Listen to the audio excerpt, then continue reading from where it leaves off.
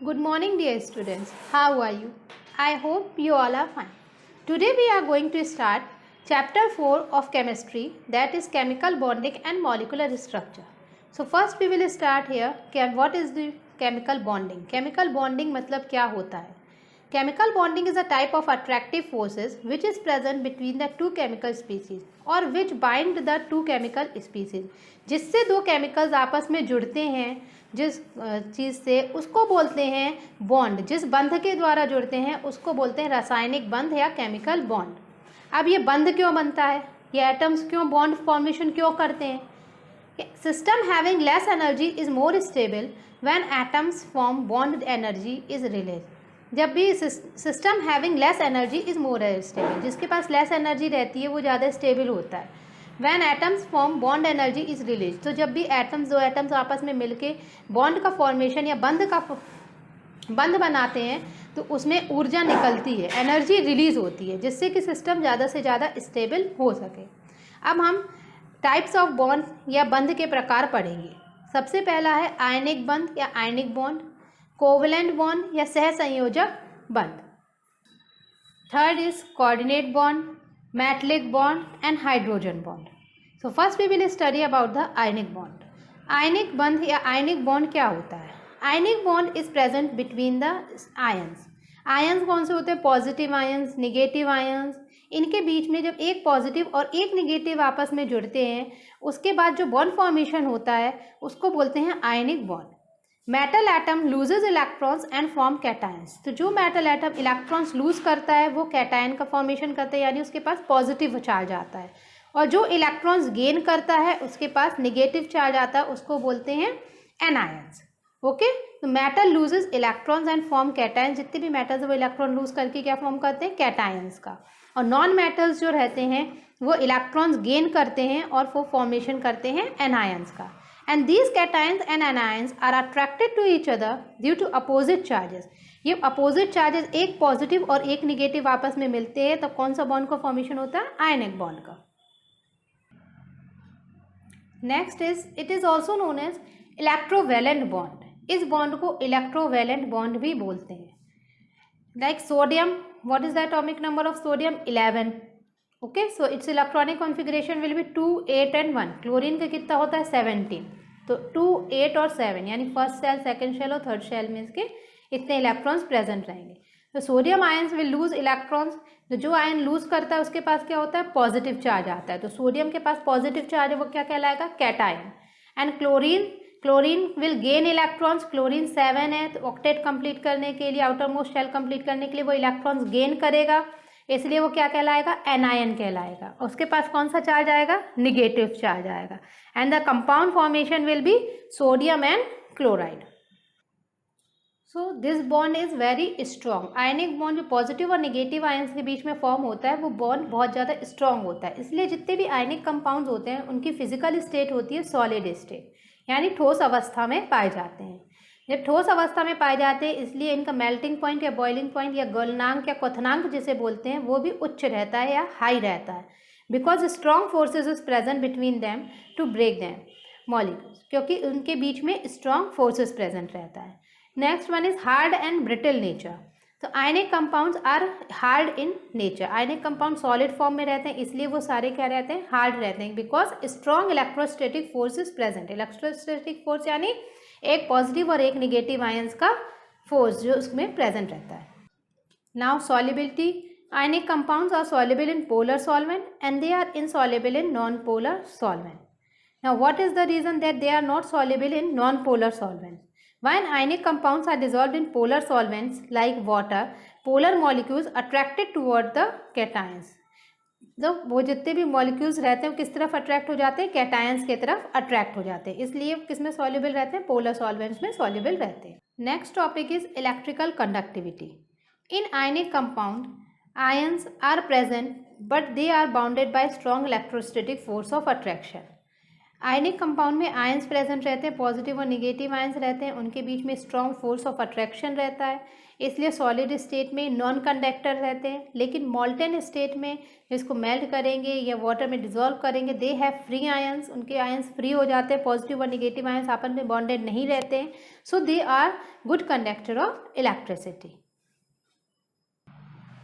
Now next one is the covalent bond. As you have already read in class 10th, covalent bond के बारे में आपने class 10th में भी पढ़ा होगा। Bond formed by sharing of electrons is called covalent bond. जिसमें electrons एक दूसरे से शेयर करते हैं, डोनेट नहीं करते हैं, वो क्या कहलाते हैं? Covalent bond. Types of covalent bond, जितने इलेक्ट्रॉन शेयर होते हैं उस हिसाब से कोवलेंट बॉन्ड कहलाते हैं। Single bond, double bond and triple bond.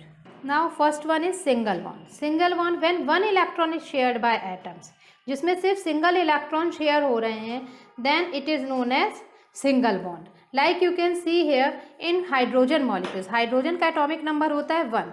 तो हाइड्रोजन के अपन ने इलेक्ट्रॉन डॉट स्ट्रक्चर से डिनोट किया इसको, इलेक्ट्रॉन डॉट स्ट्रक्चर में एक इलेक्ट्रॉन्स होता है तो अपन ने एक कर दिया। इधर पर दूसरा हाइड्रोजन, उसमें भी एक इलेक्ट्रॉन्स होता है। ये इसमें हाइड्रोजन अपना ऑक्टेट कंप्लीट करने के लिए उसको 2 इलेक्ट्रॉन्स चाहिए, तो किसके एक दूसरे के साथ ये शेयर कर रहा है। तो how many electrons are share? They are sharing only 1 electrons, एक एक इलेक्ट्रॉन दोनों शेयर कर रहे हैं, तो इसीलिए इसमें कौन सा बॉन्ड प्रेजेंट है? Single bond. Now in the same manner double bond, when 2 electrons are shared then it is known as double bond. Like you can see here in oxygen 8 molecules present रहते हैं, 2 और 6 इसमें present हैं, इसमें present है, इसको 2 complete करना है, ऑक्टेट के लिए 8 चाहिए, तो वो किससे शेयर कर रहा है? 2 इलेक्ट्रॉन्स इससे ये शेयर कर रहा है, 2 इलेक्ट्रॉन्स इससे शेयर कर रहा है, जिससे स्टेबल कंपाउंड का फॉर्मेशन हो सके। कि how many electrons are share? 2 electrons are share, so this type of bond is known as double bond. In the same manner, triple bond, when 3 electrons are shared, then it is known as triple bond. Like you can see here in nitrogen. How many electrons are shared? 3. 1, 2 and 3. Circle के अंदर वाले देखने, जो छोटे से circle में जहाँ double overlapping हो रही, कितने 1, 2 और 3 इलेक्ट्रॉन्स ये शेयर हो रहे हैं। Next is one is the properties of covalent bond. Properties क्या क्या होती हैं कोवलेंट बॉन्ड की? सबसे पहले है physical state. Physical state, in molecules of covalent compound, weak van der Waals forces are present. So covalent compound exist in gaseous or liquid state or in sometimes in solid state. तो physical state यानी कैसे, किस अवस्था में रहते हैं, solid, liquid या gas में। तो कोवलेंट कंपाउंड यानी कोवलेंट कंपाउंड में weak van der Waals forces present रहता है, इसलिए वो गैसियस या लिक्विड स्टेट में रहते हैं, समटाइम्स ही वो सॉलिड स्टेट में रहते हैं।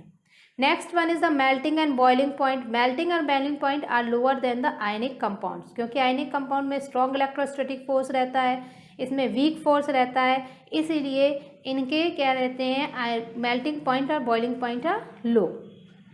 Only some covalent compounds which have giant molecule structure have high melting and boiling points.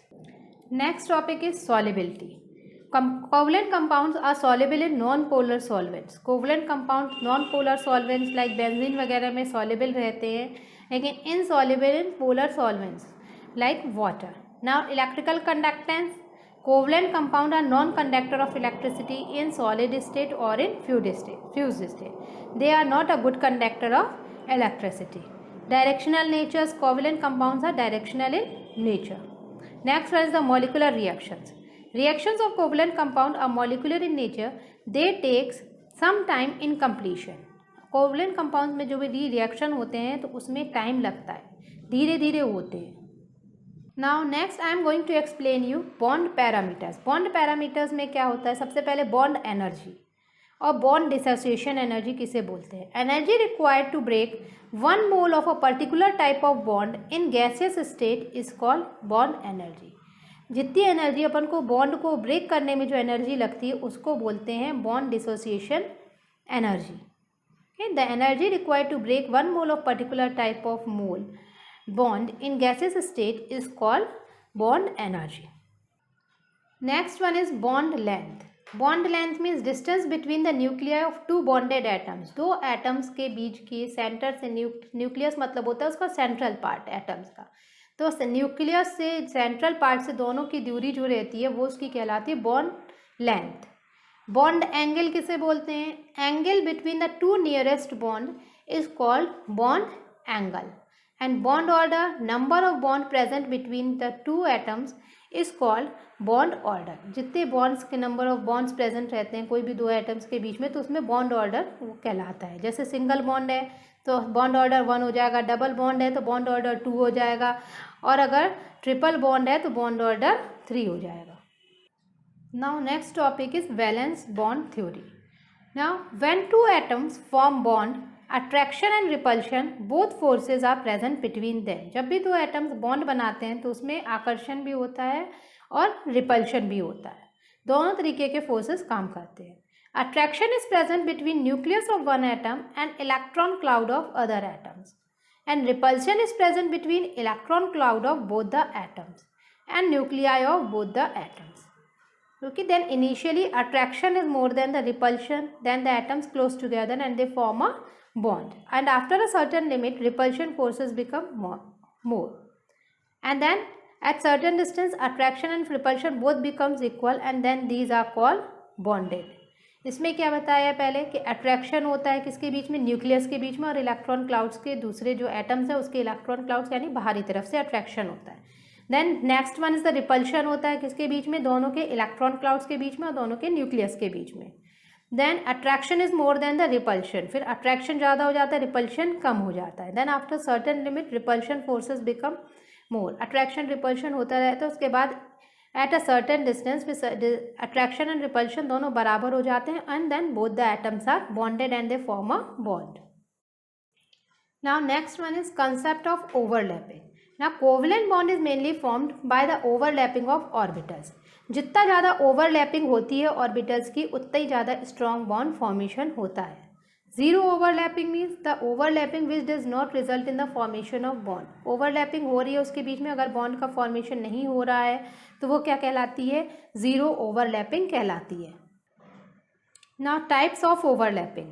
First one is the SS overlapping. S S means क्या होता है, s S S P D F.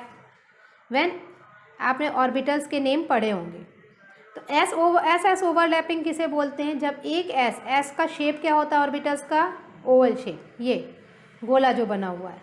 ठीक है. When overlapping takes place between two s orbitals, जो जब दो overlapping होती है एक दूसरे के ऊपर ऐसे आ जाते हैं, इनके बीच में, ये बीच में जो शेडेड एरिया है ओवरलैपिंग शो कर रहा है, इनके बीच में जब ये ओवरलैपिंग होती है तो वो कहलाती है s S overlapping. Next one is s p overlapping. S p as you can see this one is s orbital. P orbital का डम्बेल शेप होता है ऐसे करके गोला, ऐसे. ये जब एक एस और एक पी ऑर्बिटल्स आपस में ओवरलैपिंग करते हैं तो वो क्या कहलाती है, s p overlapping. Then next one is the p and p overlapping. P and p दोनों पी ऑर्बिटल्स हैं, शेप से पता लग रहा है. तो जब दोनों पी ऑर्बिटल्स आपस में ओवरलैप करते हैं तो ये कहलाती है पी पी ओवरलैपिंग या end to end overlapping. Now P P overlapping is of two type. First one is end to head overlapping, and then next one is side wise overlapping. The overlapping which takes place along internucleus axis between the two P orbitals is called P P head on overlapping. Then P P side wise overlapping किसे बोलते हैं, जब दोनों ये sides के हैं और अगर सीधे सीधे ये होते तो वो हेड टू हेड कहलाती. ये साइड वाइज ओवरलैप हो रहे हैं तो इसीलिए p P side wise overlapping इसको कहते हैं. And on the basis of this overlapping two types of bond are formed, sigma bond and pi bond. P P side wise overlapping form pi bond. जब side wise overlapping होती है तो उसमें कौन सा बॉन्ड फॉर्मेशन होता है, pi bond formation होता है.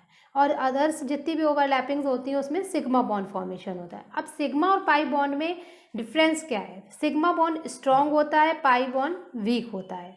Pi bond side wise overlapping से फॉर्म होता है और सिग्मा बॉन्ड और बाकी ओवरलैपिंग से फॉर्म होता है. Now how can overlapping be done. Overlapping इस टाइप से हो सकती है, ये कौन सी कहलाएगी, head to head overlapping. This type of overlapping is not possible. ये बीच से कभी भी आके नहीं जुड़ता, या तो साइड से जुड़ेगा, ये जुड़ेगा भी अगर इधर से आके जुड़ रहा है तो वो साइड वाइज ओवरलैपिंग वो कहलाएगा. जैसे इसमें है ये, this one is not possible क्योंकि सेंटर से ऐसे आके ये नहीं जुड़ता है. Okay, like you can see here in hydrogen molecules, hydrogen में कौन सा ऑर्बिटल प्रेजेंट रहता है? एस ऑर्बिटल प्रेजेंट रहता है। तो ये एस ऑर्बिटल किससे डिनोट कर रहे हैं अपन? सर्कल से। ये दोनों के बीच में ओवरलैपिंग होती है तो कौन सी ओवरलैपिंग कहलाएगी? ये एस एस ओवरलैपिंग, क्योंकि ये भी एस फॉर्म में, ये भी एस ऑर्बिटल है, तो ये कौन सी ओवरलैपिंग कहलाएगी? S S overlapping. इनके बीच में बॉन्ड कौन सा फॉर्मेशन होगा? Sigma bond. Now next in oxygen molecules, you can see है ऑक्सीजन में 2s2 और 2p4 ऑर्बिटल्स है। ओके, तो यहाँ पर ये p ऑर्बिटल्स आपस में ओवरलैपिंग करेंगे, p ऑर्बिटल्स में स्पेस खाली है तो p ऑर्बिटल्स ओवरलैपिंग करेंगे। तो p ऑर्बिटल्स में जो साइड ये सीधे सीधे जो बॉन्डिंग हो रही है उसमें कौन सा? सिग्मा बॉन्ड फॉर्म होगा। और ये साइड वाइज ओवरलैपिंग में कौन सा बॉन्ड फॉर्म होगा? पाई बॉन्ड फॉर्म होगा। Okay, now that's all for today's class. I hope you all have understood this. Okay, thank you.